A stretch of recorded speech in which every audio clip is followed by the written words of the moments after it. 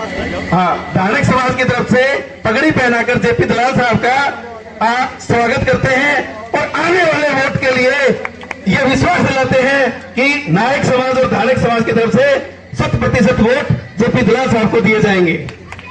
अब मैं आग्रह करता हूं धानी ढोला के धर्मपाल घड़गस सलाव श्री चंदगीराम एक्स सरपंच धर्मपाल घड़गस ढोला ढाणी की तरफ से पगड़ी पहनाकर जेपी दलाल साहब का स्वागत करते हैं, अभिनंदन करते हैं। अब मैं आग्रह करता हूं, एक फोटो भेंट कर रहे हैं नागर फैमिली की तरफ से है। अब मैं ढाणी चंदू डांगी परिवार की तरफ से पगड़ी पहनाकर मंत्री जी का स्वागत करते हैं।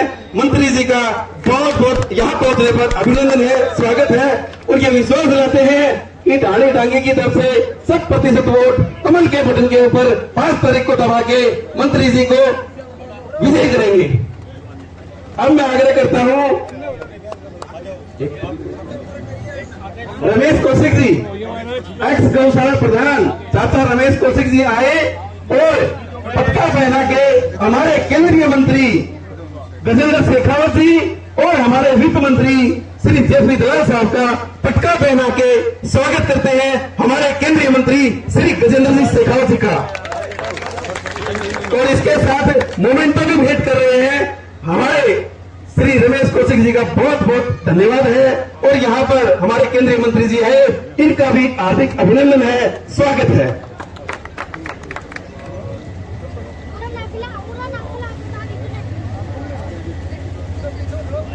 मंत्री जी को रमेश कौशिक जी और इनका सहयोग दे रहे हैं विजय शेखावत जी इनका सहयोग दे रहे हैं और पटका पहना के मंत्री जी का स्वागत करते हैं।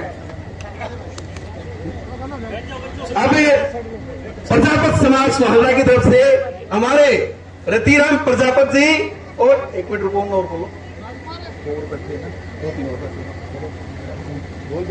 पिताजी आगे दीपचंद प्रजापत, मैं आग्रह करता हूं दीपचंद प्रजापत जी आए और हमारे रतिराम प्रजापत जी पगड़ी पहना के प्रताप प्रजापत सभी आए और प्रजापत समाज की तरफ से हमारे माननीय वित्त मंत्री जी को पगड़ी पहना के इनका स्वागत करें और विश्वास दिलाते हैं कि स्वासा गांव के प्रजापत समाज और पकड़ क्लास से ज्यादा मतों से मंत्री जी को 5 तारीख को कमल का बटन दबा के उनका ज्यादा से ज्यादा वोटों से धन्यवाद उनका विजय करेंगे। और हम विश्वास दिलाते हैं स्वासा गांव से मंत्री जी को बढ़िया वोटों से डिफरेंस से जिता के भेजेंगे। इसके बाद मैं आग्रह करता हूं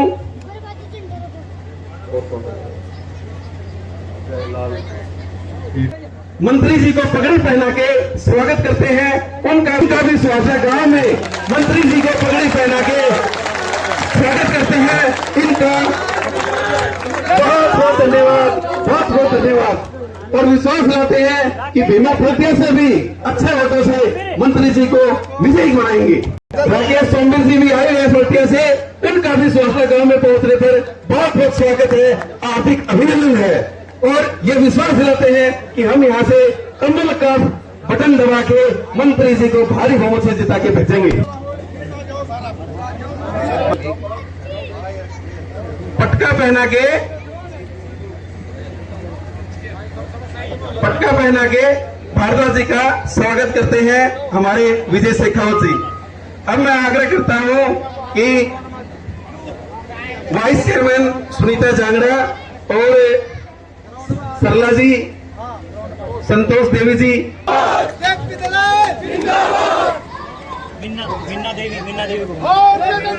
साथ में मीना देवी जो हमारी भाजपा कार्यकर्ता है वो भी आए।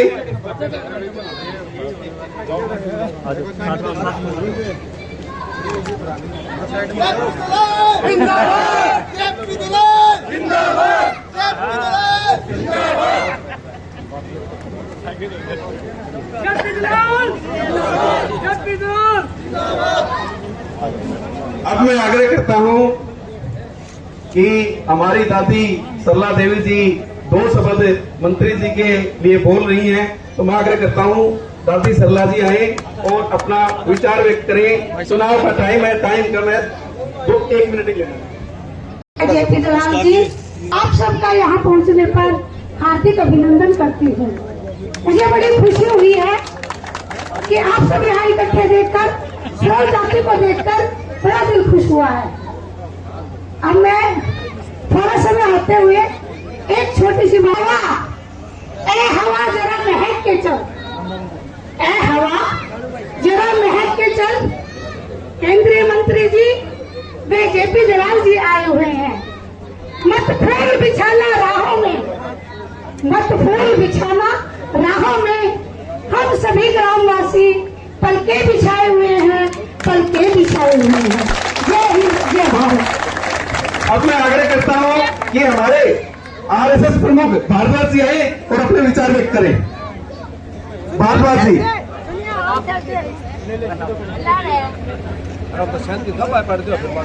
केंद्रीय मंत्री माननीय शेखावत जी, हमारे यशस्वी मंत्री और भाजपा के लोहारू से उम्मीदवार माननीय जेपी दलाल जी, मंच पर उपस्थित सम्माननीय सभी व्यक्तियों को नमन करता हूं।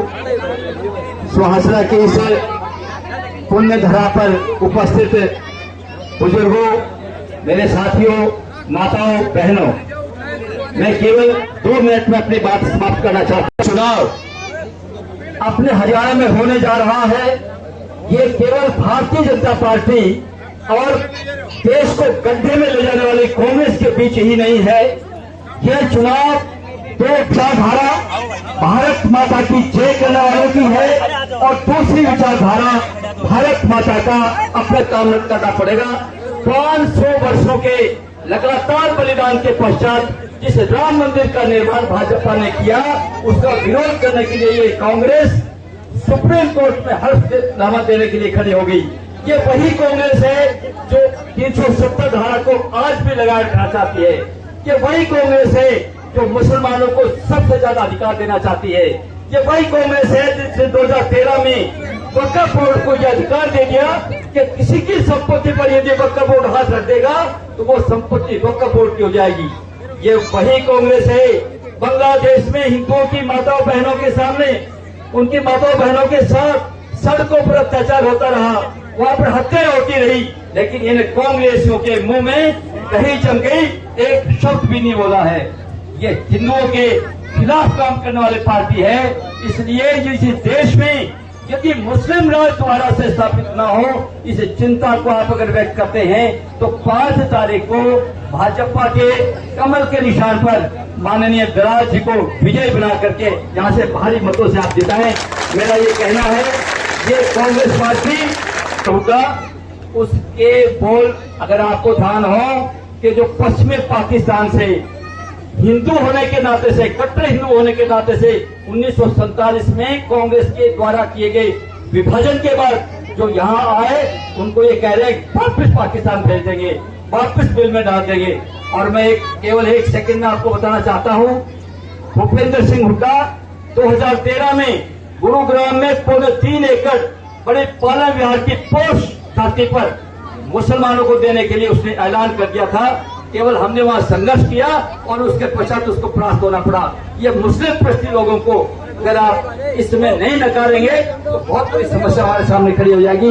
मैं आपसे हाथ जोड़कर प्रार्थना करता हूं, मैं फटिया ताल का ही रहने वाला हूं, आपके पड़ोस का रहने वाला हूं। मैं विनम्र को भारी बहुमत से जिताएं, ये निवेदन आपसे कर रहा हूं। भारत माता की। अब आप सबको पता है कि टुकड़ियों में पारदर्शिता रखी और इस पारदर्शिता के अनुरूप हमारे गांव से 120 बच्चों के आसपास नौकरी ज्वाइन की, जो पिछले 50 सालों में नौकरी ज्वाइन नहीं कर पाए हम। ये हमारे लिए बड़े गौरव की बात है। आज हम देख रहे हैं, आज ओबीसी समाज हो चाहे एससी समाज हो, आज हर छत्तीसगढ़ी भाईचारे के बच्चे को जो टैलेंटेड है उसको उसकी योग्यता के हिसाब से नौकरी मिल रही है। ये भारतीय जनता पार्टी ने संभव किया है और हमारा जो गांव है उसके लिए बड़े गौरव की बात है कि हमारे गांव में 120 से 30 बच्चे लगे हैं और वो लगे हैं जिनको आवश्यकता थी वो लगे हैं, जो गरीब परिवारों से थे वो लगे हैं, जो मेहनती थे। रही बात हमारे यहाँ काम की, अंडरपास की समस्या पिछले 40-50 सालों से थी, आप सबको पता है। मंत्री जी ने एक विश्वास दिलाया था कि भाई मैं अंडरपास काट दूंगा। आज आप देख रहे हो काम चल रहा है, ये हमारे लिए बड़ी बात है। पीछे मंत्री जी आए, 5 करोड़ की ग्रांट दी है, आप सबको पता है, उनका भी काम चल रहा है। अब एक छोटी रिक्वेस्ट मंत्री जी को की थी, उसकी मंत्री जी ने हमें कर ली थी, भाई जैसे ही सरकार बनेगी मैं कम्युनिटी सेंटर, क्योंकि ये बड़ा गांव है, इसकी आबादी 12-13,000 है, जहां 4,500 वोट है, मंत्री जी कम्युनिटी सेंटर कह रहे हैं पहली कलम से बना के दूंगा। तो हमारा ये कर्म है, हमारा ये धर्म है, हम भारतीय जनता पार्टी के सच्चे सिपाही हैं। आने वाली 5 तारीख को कमल के निशान पर बटन दबा के हम भारी बहुमत से श्री जयप्रकाश दलाल साहब को यहाँ से जिता के भेजेंगे। आप सभी से आग्रह है, एक नारा लगा, जेपी दलाल जिंदाबाद, केंद्रीय मंत्री गजेंद्र शेखावत जी जिंदाबाद, केंद्रीय मंत्री गजेंद्र शेखावत जी जिंदाबाद। अब मैं आग्रह करता हूँ शॉर्ट में अपना वक्तव्य दे। धन्यवाद चेयरमैन साहब, आपका बहुत बहुत। हमारे बीच में एक नजर से देखने वाले आदरणीय मेरे बड़े भाई आदरणीय श्री जेपी दलाल जी, आदरणीय विजय शेखावत जी, आदरणीय डीएम साहब, आदरणीय भाई रमेश जी, भूप जी, कमल जी। जहां जहां भारत का झंडा था वहां पाकिस्तान के नौजवान भी खड़े होकर के वहां भारत के झंडे के नीचे शरण लेने का काम करते थे। तो मैं 2 लाइन अर्ज करना चाहता हूं क्योंकि समय का अभाव है। तुम बड़े आदरणीय शेखावत साहब के और आदरणीय मंत्री जी के लिए, जेपी दलाल जी के लिए, तुम बढ़े जब कभी आंधियां लजा गई, क्रांति कदम कदम पर मंजिलें सजा गई, तुम उठो एक बार, तुम उठ। श्री जयप्रकाश दलाल जी आए और अपना संबोधन दे। जेपी दलाल जिंदाबाद, जेपी दलाल जिंदाबाद,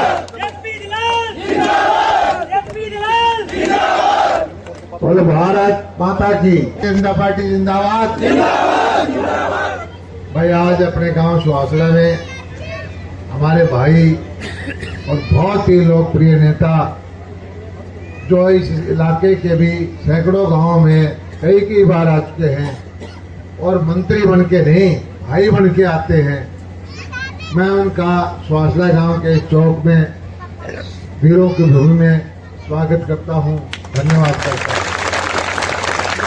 मैं तो आपके बीच में आता ही रहता हूं और वोट की प्रार्थना में करने आज फिर आया हूं। मैं समझता हूं कि सुहासला गांव ने जो मेरा साथ दिया है इतना और किसी गांव ने नहीं दिया। आप लोगों ने खूब खुल के मेरा समर्थन किया है, तब के वोट दिए हैं और मैं भी आपके एहसान के नीचे दबा हुआ हूं। जो आपके काम पेंडिंग है, कुछ रह गए हैं, उसको करूंगा, क्योंकि पिछले 5 साल का टाइम संकट का था। कोरोना का संकट आया, उसमें आधा टाइम तो मिल ही नहीं सकते थे आदमी से आदमी, उसके बावजूद भी बहुत सारे काम हमने किए हैं। मेरा तो एक ही लक्ष्य है, शेखावत जी की भी मदद लूंगा कि मैं यहाँ से एक एयरपोर्ट पर सड़क निकालनी है, 1.25 घंटे के अंदर हमारा एयरपोर्ट पहुँच सकता है। ग्रीनफील्ड प्रोजेक्ट निकालने के बाद में वो लगभग प्रोजेक्ट प्रपोजल चल रही है।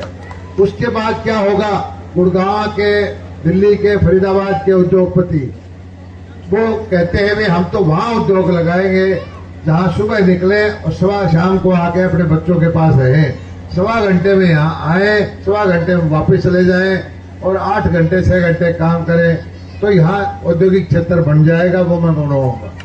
यहाँ जो बच्चे सरकारी नौकरी नहीं कर पाते उनके सबको रोजगार मिलेगा।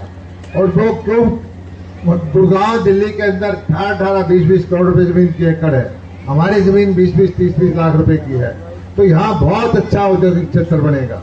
एक शेखावत जी मेरी प्रपोजल है, मैं कोशिश कर रहा हूँ कि मैंने यहाँ खजूर के बाग लगवाने की प्रपोजल है, क्योंकि अरब कंट्रीज के अंदर खजूर की खेती करके किसान बहुत अच्छी आमदनी कमा रहे हैं। पानी का संकट तो है आपके राजस्थान में भी, हमारे यहाँ भी है, और हमारे यहाँ खजूर की खेती करके इन किसानों को समृद्ध बनाना है। ये 2-3 काम मेरे पेंडिंग है। पानी मैं यहाँ लेके आया हूँ, बड़े बड़े प्रोजेक्ट यहाँ लगाए हैं, सड़कों का जाल बिछाया है, नहरें सारी दोबारा बनवाई है और किसान को बीमा मुआवजा भेदभाव करते थे। हमारे भिवानी जिले की सीमा पर रोहतक से जब आते थे, इतना हमारे इलाके के साथ उन्होंने भेदभाव किया है और हमारा पानी ले जाते थे। और आज हरियाणा के अंदर मैं बताता हूँ, राजनीति एक ही चीज है, भूखे भेड़िए की तरह से कुछ कांग्रेसी जो गरीबों को आपको 100 नौकरी मिली है, अगर यहाँ भाजपा की सरकार नहीं होती, कांग्रेस की सरकार होती तो आपको नौकरी नहीं मिलती, इस नौकरी को वो खा जाते। भारतीय जनता पार्टी ईमानदारी से, नेक नीति से आपको नौकरी देने का काम कर रही है। कांग्रेस वाले क्या करते हैं कि वो अपने नेताओं को, अपने रिश्तेदारों को, अपने परिवार वालों को, आपके प्रतिभाशाली बच्चे की नौकरी को खाना चाहते हैं। भारतीय जनता पार्टी आपके लिए लड़ रही है, प्रतिभाशाली बच्चों के लिए लड़ रही है, गरीब परिवार के बच्चों के लिए लड़ रही है और वो अपने रिश्तेदारों को, अपने नेताओं के उनके लिए लड़ रही है। तो इतना फर्क हमारे दोनों पार्टियों में है। मैं समझता हूं कि यहाँ पर कोई भी लोग इसके कांग्रेस पार्टी को समर्थन नहीं करेगा। 10 साल से आपने देखा है कि हुड्डा साहब हमारे इलाके में कभी आए नहीं और इस इलाके का उन्होंने भी कोई विकास नहीं किया और उन्होंने एक ठेका प्रथा दे दी है, एक ठेकेदार पैदा कर दिया है। कहता है कि आप थोड़ा सा कन्यादान दो, 2-4 बस चला दो और आप यहाँ लोहारू के वोट लेकर के मुझे मुख्यमंत्री बना दो। आप बताओ भाई, वो तो आप उसको बनाओगे क्या? बनाओगे क्या? ऐसे एक चीज मैं बताता हूँ, ऐसे लोग जो हैं अगर बन जाते हैं तो होगा क्या? आज चुनाव के वक्त के अंदर भी मैं तो आपके अंदर हाथ जोड़ करके, नमन करके, पांव पकड़ के कहता हूं कि मैं आपकी सेवा करूंगा और आपके इलाके की तरक्की करूंगा। और हमारा विरोधी कैंडिडेट है, एक नई राजनीति चली है जी, घोड़ी पर बैठ करके और अंगूठा घुमा के कहता है कि बटे हुआ है, ये गाने लगा के वोट मांगते। ये हमने 60-70 साल से ऐसी राजनीति नहीं देखी है। ऐसे मूर्ख, ऐसे आदमी को आपने भी कितने आदमी देखिए, हाथ करके बताओ भाई। ये गाना चला के मतलब घोड़ी में बैठ के रुपए फेंक रहे हैं उसके ऊपर और कहता है गाँव में बटे हुआ है। इसको कौन वोट देगा ऐसे आदमी को? इस तरह के मूर्ख आदमी यहाँ इलाके के अंदर कोई नहीं बनाएगा। मैं तब थोड़ा भाषण दे देना चाहता। ये इन लोगों का प्यार है, इन लोगों का आशीर्वाद है। ये वीरों की भूमि है, सैनिकों की भूमि है।